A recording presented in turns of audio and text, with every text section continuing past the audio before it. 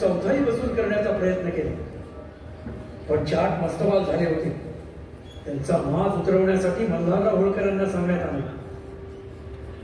मल्हारराव होळकरांनी युद्धाची तयारी केली.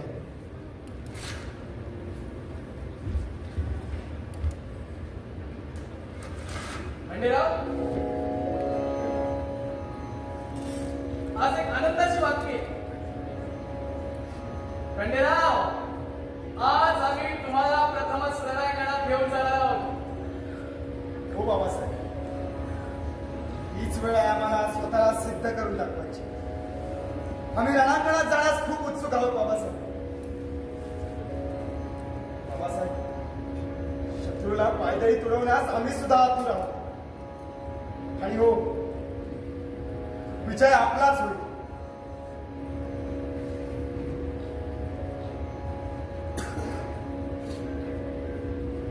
खंडेराव, निघायचं? हो बाबासाहेब. चला. थांबा, घाई करू नका. विजयाचा टिळा भारी लावून जा आणि विजय पताका घेऊनच परत या.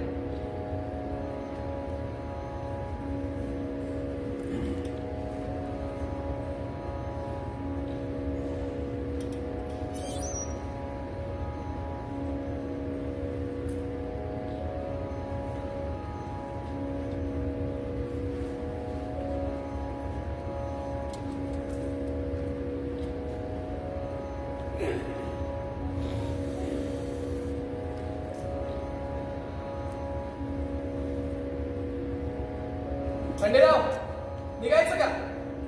हो बाबासाहेब. चला.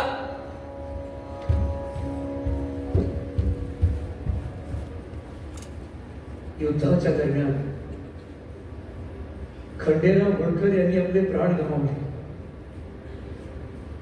खंडेराव होळकरांचा मृत्यू मराठा सैन्यासाठी मोठा धक्का होता. त्यांच्या मृत्यूने होळकर कुटुंब आणि मराठा साम्राज्य यांना एक मोठा धक्का दिला. कारण खंडेराव हे मल्हारराव होळकर यांचे प्रमुख उत्तराधिकारी होते. आणि सरकार जे घडायला नको होतं तेच घडलं. म्हणजे राणी सरकार, खंडेरायांना वीर मरण आलं.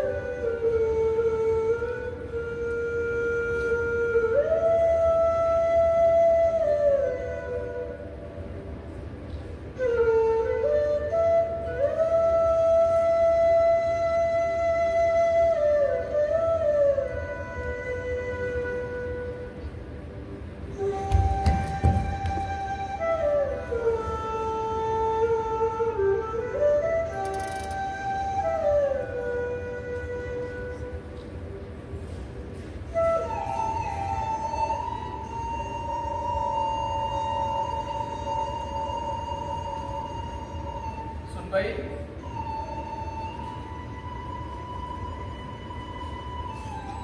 सुनबाई,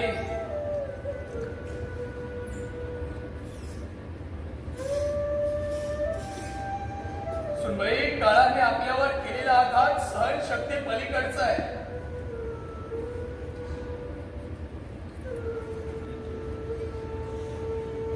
पण खंडेरावांना वीर मरण आलं हे लक्षात असू द्या.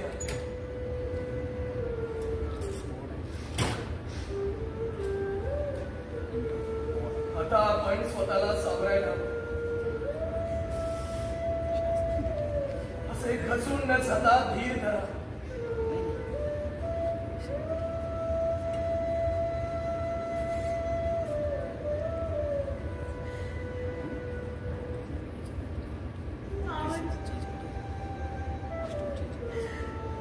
आम्ही यांच्यासोबत लग्नानंतर मरेपर्यंत साथ देऊ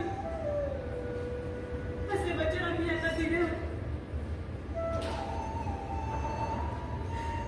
आणि त्या वचनास आम्ही बांधील आहोत.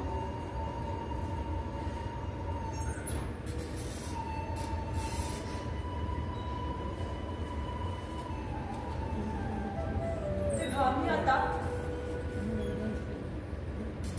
सती जाणार आहोत. सुनबाई,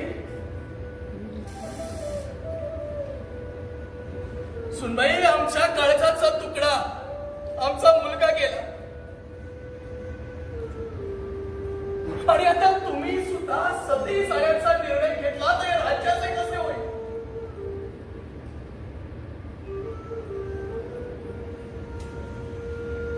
सुनबाई,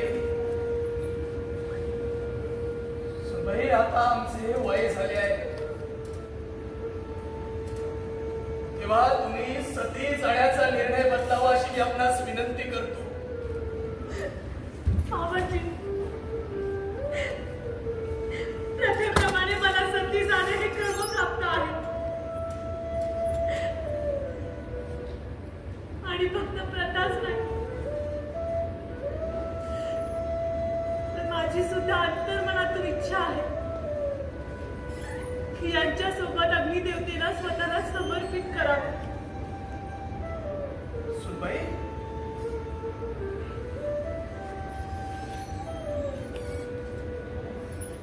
सुनबाई, सत्सद विवेक बुद्धीने विचार करा.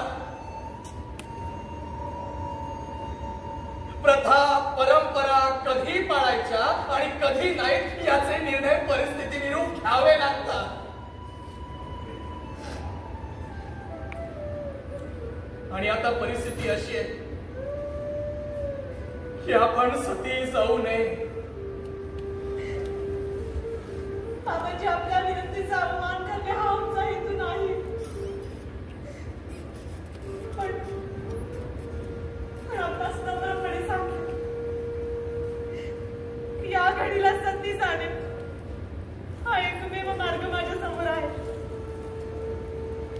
सुनबाई, सुनबाई, आम्ही आपणास कोडी येणे, दानपट्टा चालवणे, तलवारबाजी, राजकारण याचे प्रशिक्षण यासाठी दिले होते की आपण राज्य कारभार सांभाळावा.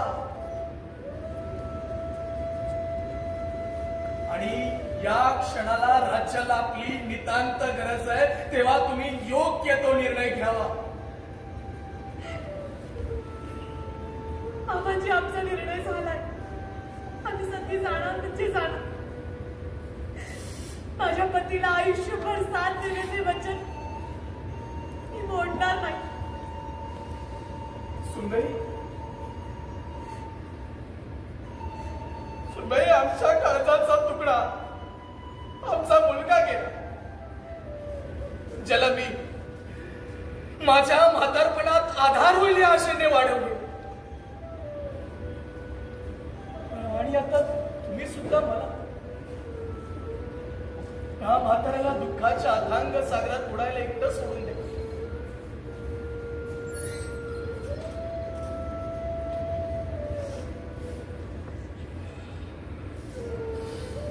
तरीही तुम्ही तुमच्या विचारांवर ठाम असाल तर माझी तुम्हाला एक विनंती आहे. तुम्ही सती जावं, पण त्याआधी या म्हाताऱ्याला मरू द्या आणि नंतर सती जाऊ. बाबाजी, असे काय अभद्र बोलता? अहो, तुम्ही आमच्या आधारवर आहात.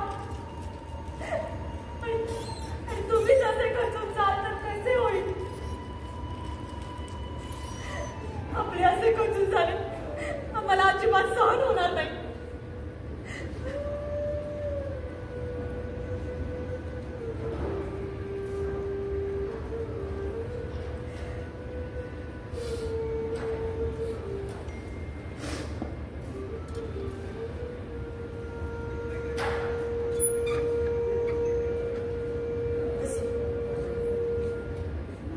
आपल्या म्हणण्यानुसार प्रथा परंपरा या परिस्थितीनुसार बदलाव्या लागतात. तेव्हा मी सती जाणार नाही.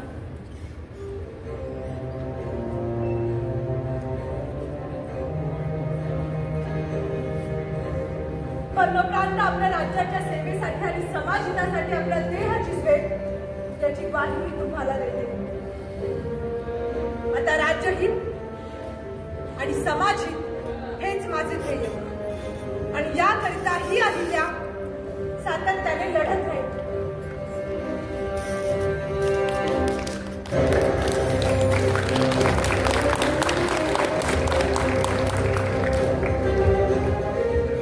वयाच्या अवघ्या 29व्या वर्षी वैधव्य आले असताना जुन्या रूढी परंपरेनुसार सती जाण्याचे नाकारून त्यांनी पुरोगामित्वाचा परिचय दिला.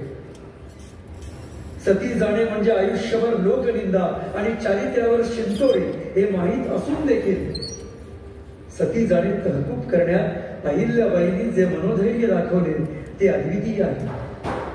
आपण सती गेलो तर स्वर्ग मिळेल किंवा नाही कोण जाणे, परंतु जगलो तर लाखो प्रजाजनांना सुख देता येईल असा विचार करून अहिल्याबाईंनी प्रजेच्या हितासाठी जगण्याचा निर्णय घेतला आणि धर्म रूढी परंपरा या पलीकडे जाऊन कर्तव्य महत्वाचे मानून रयतेला कल्याणकारी राज्य दिले.